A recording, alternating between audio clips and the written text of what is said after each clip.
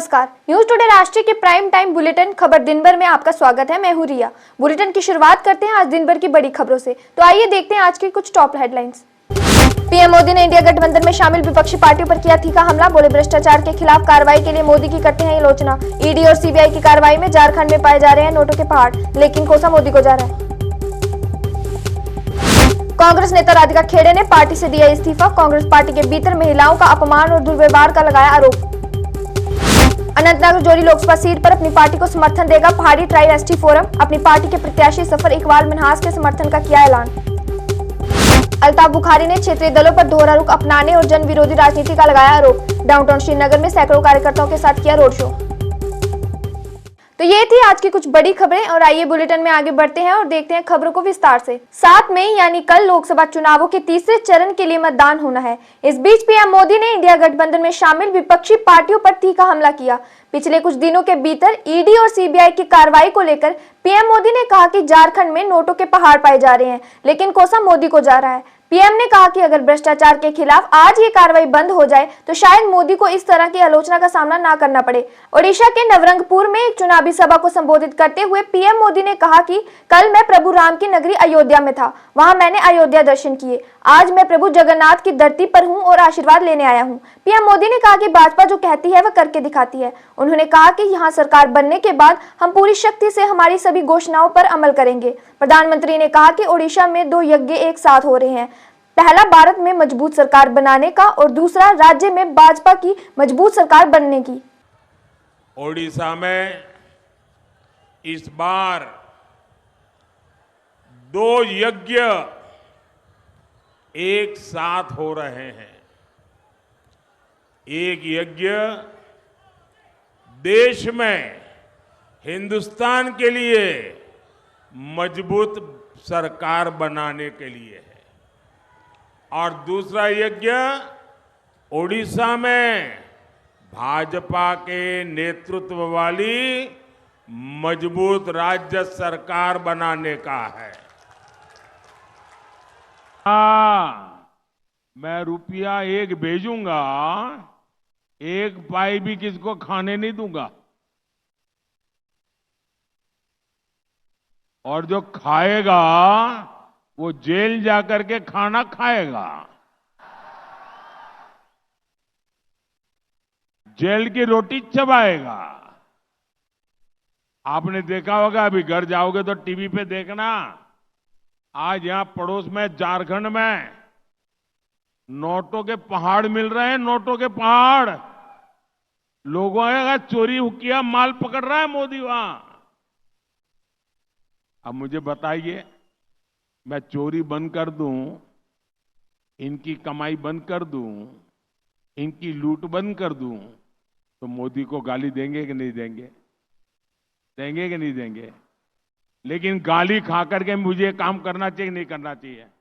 आप मुझे बताइए। लोकसभा चुनाव के तीसरे चरण के मतदान के ठीक पहले कांग्रेस पार्टी को एक और बड़ा झटका लगा है।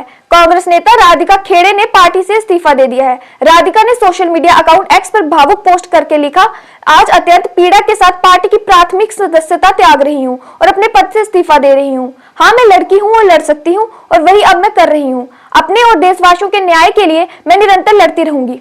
राधिका खेड़े ने कहा कि राहुल गांधी की भारत जोड़ो न्याय यात्रा के दौरान उनको छत्तीसगढ़ कांग्रेस के मीडिया अध्यक्ष सुशील आनंद शुक्ला ने शराब पीने के लिए कहा था। इतना ही नहीं, राधिका खेड़े ने यह भी आरोप लगाया है कि सुशील आनंद शुक्ला ने उनके साथ दुर्व्यवहार किया और गालियां दी थी। राधिका खेड़े ने कहा, मैंने सचिन पायलट और जयराम रमेश को इसके बारे में बताया, लेकिन मुझे बाद में ये एहसास हुआ कि मुझे नजरअंदाज कर दिया गया क्योंकि मैं पार्टी की हिंदू विरोधी विचारधारा का पालन नहीं करती थी। मेरी उनसे 1 मिनट बात हुई और मैंने उनको पूरा के पूरा घटनाक्रम से अवगत कराया और उन्होंने कहा कि 1 मिनट रुकिए। उन्होंने वहाँ पे बात करी और मुझे कहा, आप चुप रहिएगा, चुनाव का समय है, बिल्कुल चुप रहिएगा, कुछ मत करना। और उन्होंने फ़ोन रख दिया। मैंने फिर फ़ोन लगाया कि मेरी सर से बात करा दीजिए, लेकिन कहा अभी व्यस्त है, हम गाड़ी में सरगुजा जा रहे हैं। गाड़ी में पीछे सीट पे बैठा हुआ आदमी, अगर एक महिला अपनी खुद की पार्टी की एआईसीसी ऑफिस बेरर के साथ इतनी बड़ी घटना हो रही है और वो बात नहीं कर पाया। दूसरा कॉल मैंने भूपेश बघेल जी को किया, उन्होंने फ़ोन कॉल नहीं उठाया। तीसरा कॉल मैंने पवन खेड़ा जी को किया, वो शायद किसी सभा में थे, उन्होंने भी फ़ोन नहीं उठाया। चौथा कॉल मैंने जयराम रमेश जी को किया, उन्होंने भी फ़ोन नहीं उठाया। उसका अगला कॉल मैंने पूर्व मुख्यमंत्री भूपेश बघेल जी के रहे सलाहकार विनोद वर्मा जी को किया। उनसे मेरी बात हुई। एक जो वीडियो मेरा रोता हुआ किसी ने बना के डाल दिया था, मैं बहुत शुक्रगुजार हूँ जिस भी इंसान ने वो वीडियो बना के डाला। लोगों को मेरी हालत और दुर्दशा तो पता चली कि मेरी क्या हालत हो रही थी, वरना कभी मेरी बात बाहर नहीं आ पाती। तो मैं उनसे बात कर रही थी और मैं उनको ये बता रही थी कि क्या बीता, और उधर से भी मुझे सामने ये बोला गया कि तुम कोऑर्डिनेट करके नहीं चलती। क्या अगर मैं कोऑर्डिनेट करके नहीं चलती तो इसकी सज़ा ये होगी कि 3 आदमी बदसलूकी करके मुझे अंदर कमरे में बंद कर लेंगे, वो भी हमारे मंदिर के अंदर। तब भी मैं रोती रही, चिल्लाती रही, मैं ये कहती रही कि सर कुछ कीजिए, मैं सुरक्षित महसूस नहीं कर रही, कोई एक्शन लीजिए, लेकिन किसी ने नहीं सुनी। उसके बाद मेरी पवन खेड़ा जी से बात हुई, उनको मैंने पूरा वाक्य बताया, तब भी मुझे डांट पड़ी कि नहीं, तुम जो कर रही हो गलत है, अपनी आवाज़ उठा रही हो वो गलत है।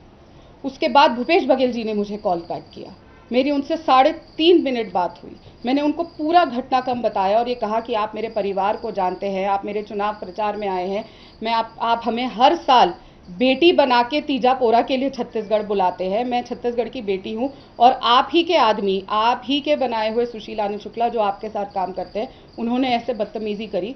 पूरी बात सुन के सामने से जब मैंने उन्हें कहा कि मुझे इतनी पीड़ा हो रही है, इतना घबरा गई हूँ, मैं अस्पताल से वापस आ रही थी उस समय, तो मैं सोच रही हूँ कि मैं राजनीति ही छोड़ दूँ, तो भूपेश बघेल जी ने सामने से मुझे कहा नहीं, तुम छत्तीसगढ़ छोड़ दो। जब ये सामने से कहा गया कि छत्तीसगढ़ छोड़ दो, तब मुझे चीज़ें सामने से समझ आनी शुरू हुई कि किस तरीके से एक षड्यंत्र के तहत ये सब मेरे साथ किया गया। जम्मू कश्मीर अपनी पार्टी के अध्यक्ष अल्ताफ बुखारी ने क्षेत्रीय राजनीतिक दलों पर दोहरे रुख अपनाने और जन विरोधी राजनीति करने का आरोप लगाया है। श्रीनगर के खानियार में दस्तगीर साहिब दरगाह से जम्मू कश्मीर की शांति और भलाई के लिए प्रार्थना करने के बाद अपनी पार्टी के अध्यक्ष अल्ताफ बुखारी ने श्रीनगर लोकसभा सीट से अपनी पार्टी के प्रत्याशी अशरफ मीर के साथ श्रीनगर के डाउनटाउन इलाके में रोड शो किया। दस्तगीर साहिब दरगाह से अपनी पार्टी के सैकड़ों कार्यकर्ताओं के साथ शुरू किए रोड शो के दौरान अल्ताफ बुखारी ने डाउनटाउन श्रीनगर में जामिया मस्जिद का भी दौरा किया और जम्मू कश्मीर में अमन, शांति और तरक्की के लिए प्रार्थना की। इस अवसर पर पत्रकारों से बात करते हुए बुखारी ने कहा कि इससे कोई फर्क नहीं पड़ता कि कौन जीतेगा, बल्कि ये मायने रखता है कि प्रदेश में शांति कायम होनी चाहिए। उन्होंने कहा कि शांति हमारे लिए महत्वपूर्ण है और हमारे लिए ये महत्वपूर्ण नहीं है कि कौन जीतेगा। अल्ताफ बुखारी ने कहा कि कश्मीर घाटी में नई सुबह की शुरुआत होने जा रही है। उन्होंने दोहरे रुख और जन विरोधी राजनीति को लेकर क्षेत्रीय राजनीतिक दलों की आलोचना करते हुए कहा कि अपनी पार्टी सच्चाई में विश्वास करती है, न कि शोषणकारी राजनीति में। आपको बता दें कि पिछले 3 दशकों के दौरान किसी भी मुख्य धारा के राजनीतिक नेता की ये पहली ऐसी यात्रा है जिसमें आज जम्मू कश्मीर अपनी पार्टी के अध्यक्ष सैयद मोहम्मद अल्ताफ बुखारी ने डाउनटाउन श्रीनगर में जामिया मस्जिद का दौरा किया है। ये जामा मस्जिद कायम रहे, यहाँ पे नमाज कायम रहे जब तक ये दुनिया कायम है, और अल्लाह करे यहाँ सच और सच ही सब लोग बोले और सच्चाई की फतह हो। लोकल लोगों से हमने बात की, वो कहते हैं कि आफ्टर 1959 के बाद कोई ऐसी पहली जमात है जो इस तरीके से यहाँ पर खानिया से ऊपर जंग कंक्लूड किया।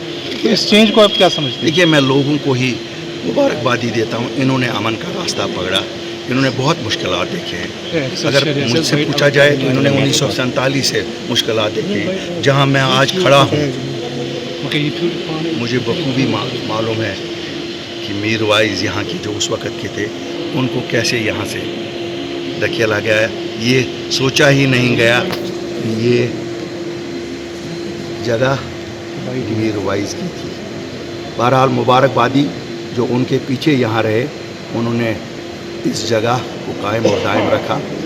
अल्लाह करे शहर ख़ास की वो अहमियत फिर बहाल हो, और मैं वादा यहाँ से शहर ख़ास के लोगों को करता हूँ, यहाँ के आर्टिजन्स को, यहाँ के हुनर याफ्ता लोगों, यहाँ के नौजवानों को, कि आपके विकार और आपकी इज़्ज़त के लिए दुआ किए, और अगर हमें मौका कल मिला तो हम आपको वो इज़्ज़त और विकार।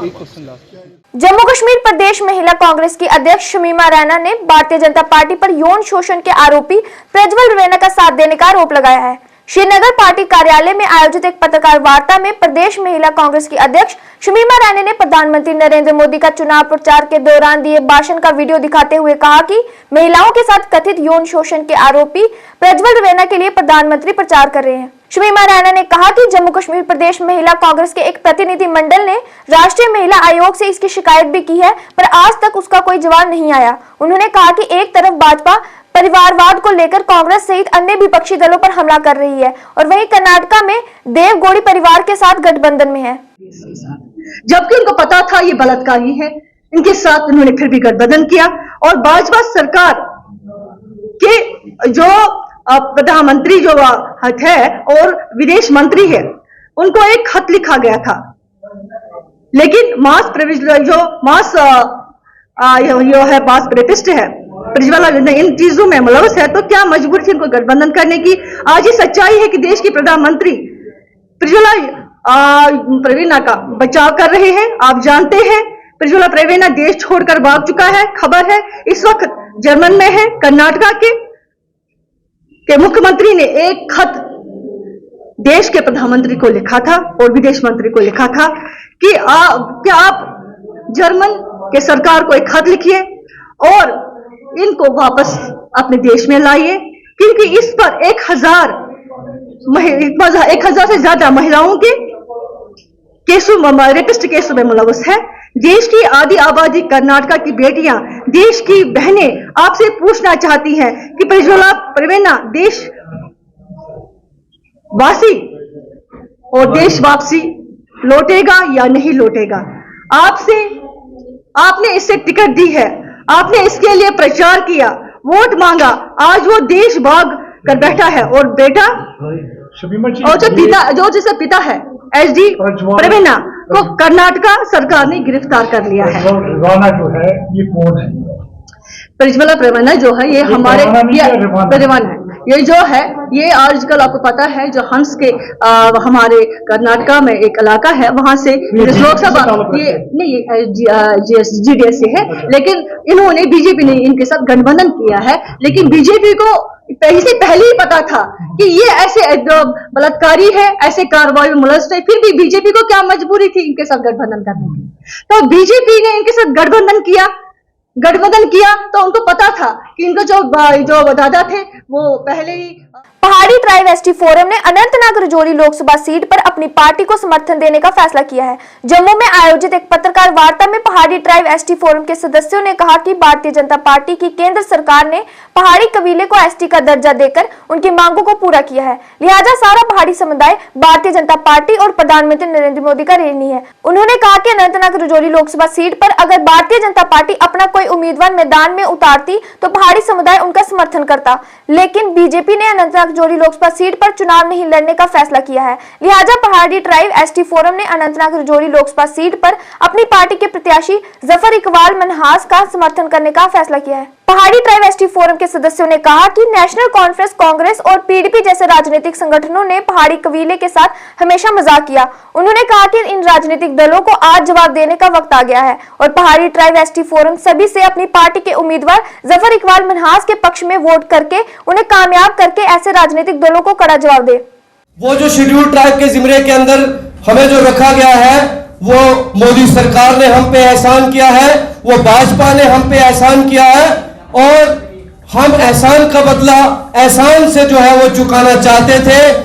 लेकिन आपको पता है कि हम पहाड़ी पूरा कबीला इस चीज से मायूस था कि भाजपा ने अपना जो है वो कैंडिडेट नहीं उतारा और बिलाखिर जो है काफी जो है हमारी डेलिब्रेशंस हुई है, चाहे अनंतनाग में हो, पुंछ के अंदर हो, राजौरी के अंदर हो, हमारी डिफरेंट डेलिब्रेशंस के बाद हमने फाइनली ये फैसला किया है कि पहाड़ी कबीला जो है वो हमारे पहाड़ी कैंडिडेट जफर इकबाल मनास जो अपनी पार्टी के कैंडिडेट हैं उनको जो है वो हम सपोर्ट करने जा रहे हैं। और आपके चैनल के वसादत से मैं हमारे पहाड़ी लाखों आवाम को ये गुजारिश करना चाहता हूं कि जैसा कि आप जानते हैं कि यहाँ की जो रीजनल पॉलिटिकल पार्टीज हैं, चाहे वो नेशनल कॉन्फ्रेंस हो चाहे वो कांग्रेस हो, उन्होंने पहाड़ियों के साथ हमेशा मजाक किया है, उन्होंने पहाड़ियों के साथ हमेशा खिलवाड़ किया है। इसीलिए पहली बार किसी यहाँ की रीजनल पॉलिटिकल पार्टी ने किसी पहाड़ी कम्युनिटी के लीडर को यहाँ का नुमाइंदा बना के मेंबर ऑफ पार्लियामेंट के लिए उसको प्रोजेक्ट किया है, तो हम सारे पहाड़ी कबीले के लोग आने वाले इस इलेक्शन में जफर इकबाल मनाज साहब को वोट करेंगे। और आप चैनल के आप सब मीडिया कर्मियों के वसादत से मैं लाखों पहाड़ी अवाम से ये गुजारिश करना चाहता हूं कि आने वाली 25 तारीख को जो है आप अपना कीमती वोट जफर इकबाल मनाज को डालें। आप अपना कीमती वोट जो उनका चुनाव निशान है बैट बल्ला उसके ऊपर डालें, ताकि जो है हमारी जो एक आइडेंटिटी है, जो पहाड़ियों की आइडेंटिटी पूरे हिंदुस्तान में रिकॉग्नाइज करवाई गई है नरेंद्र भाई मोदी की तरफ से, भाजपा की तरफ से, वो आइडेंटिटी कायम रहे। आप सब लोगों का बहुत बहुत शुक्रिया। बांदीपुरा जिले के हाजिन में इन दिनों किसान जंगली सुअरों के आतंक से परेशान हैं और इलाके में जंगली सुअरों का एक झुंड उनकी फसलों और फलों के पेड़ों को भारी नुकसान पहुंचा रहा है। हाजिन के गुंडवल इलाके में रहने वाले लोगों के मुताबिक जंगली सुअरों के झुंड रात के समय खेतों पर हमला कर रहे हैं और उनकी फसलें और फलों के बगीचों को नष्ट कर रहे हैं। स्थानीय लोगों ने वन्यजीव विभाग से तत्काल कार्रवाई करने का अनुरोध किया है ताकि जंगली सुअरों के आतंक से उन्हें राहत मिल सके। वहीं वन्यजीव अधिकारियों ने क्षेत्र में सुअरों को पकड़ने और उन्हें वहां से खदेड़ने के लिए अभियान शुरू किया है।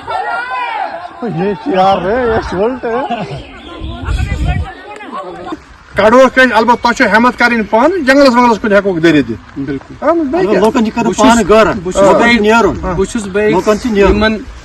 एडजॉइनिंग एरिया यप यूनियन जमीन यप तुम गुजारिश करान कि तुम पान वथुन अत खतर डिपार्टमेंट